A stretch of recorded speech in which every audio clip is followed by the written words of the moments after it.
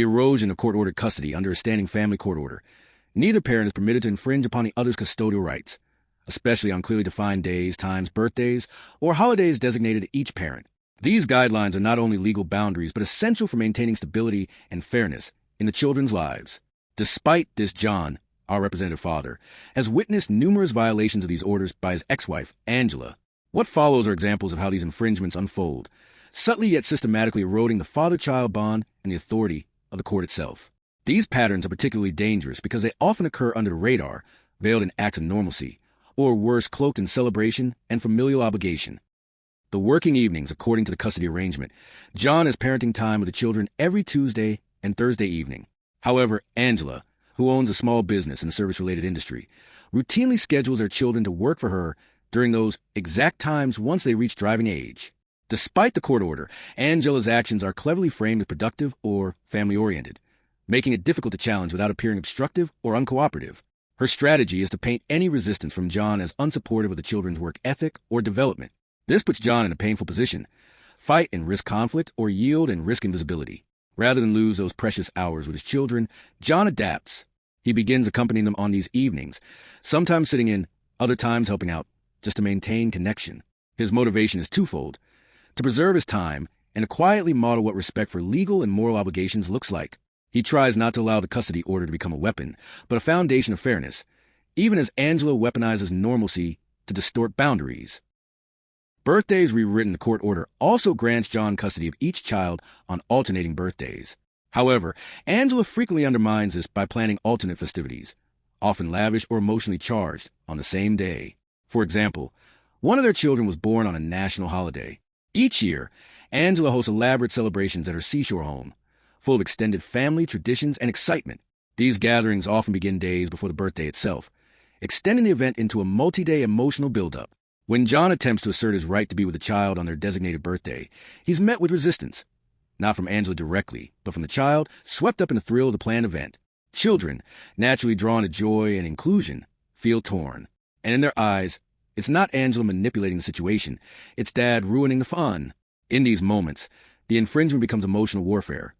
To object is to be the bad parent. To assert rights is to impose guilt. John becomes the obstacle, not the victim of a violated order. Christmas is another battleground of silent sabotage. Angela hosts a large family dinner every Christmas Eve, a gathering steeped in long-standing tradition.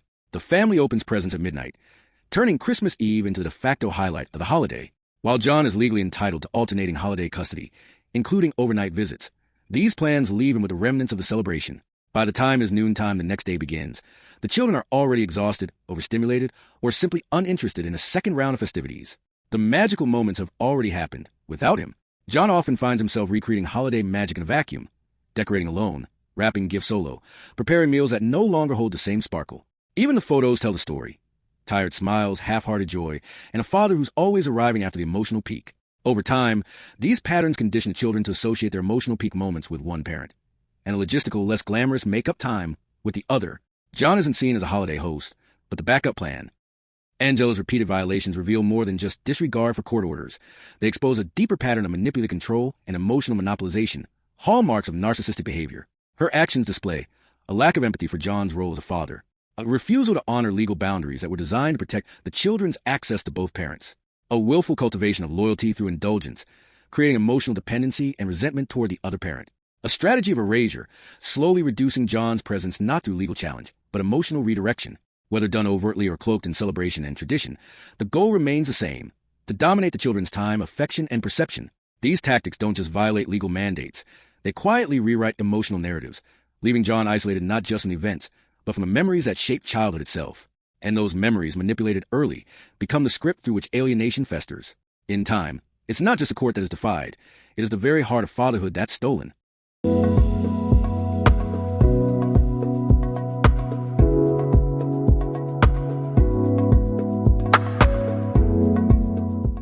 Party that wasn't. It was John's scheduled custody weekend, and he was looking forward to a relaxing Saturday with his 3 children.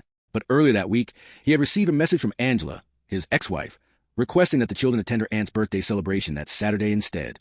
Understanding the importance of extended family and striving to be cooperative, John agreed to relinquish the day. He valued tradition and didn't want to interfere with what he believed to be a family milestone.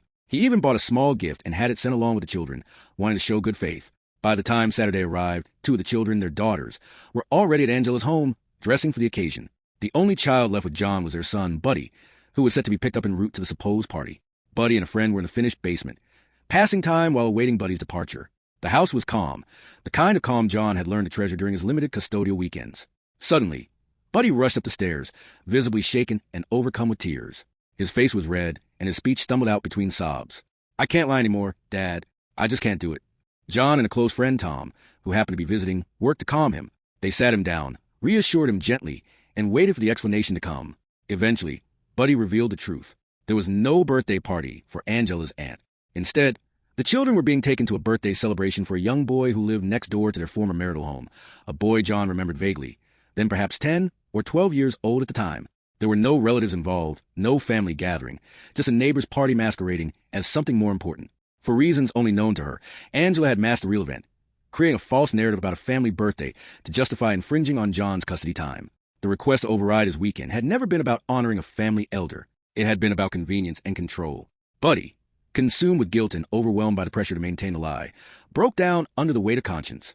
Despite John's reassurance that was okay, and his effort to frame the situation gently, Buddy refused to attend. He chose instead to remain at John's home with his friend, where he spent the rest of the day in peace of playing games, eating lunch, and quietly rebuilding a sense of honesty. What struck John most deeply was Buddy's moral clarity. At such a young age, he could feel the weight of deception, and chose truth over comfort. It was a rare and painful glimpse into how Angela's manipulations extended beyond logistics and into the emotional integrity of their children. Years later, when John brought the memory to Buddy as a point of reflection, his son had no recollection of the event, a fact that adds its own quiet tragedy to the story. It was an unforgettable day for John.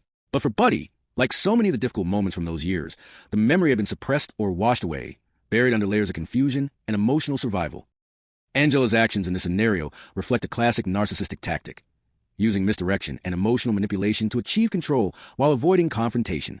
Rather than ask directly to override John's court-ordered time for a child's neighborhood birthday party, she fabricated a more justifiable event, a faux family obligation, banking on John's empathy and deference to tradition. What's particularly disturbing is not just the deception itself, but the use of the children, especially Buddy, as emotional buffers and messengers. By putting him in a position where he was expected to lie to his father, Angela weaponized her own child's conscience. The psychological toll became evident the moment Buddy collapsed in tears, tore between loyalty to his parents and a deep, instinctive discomfort with dishonesty.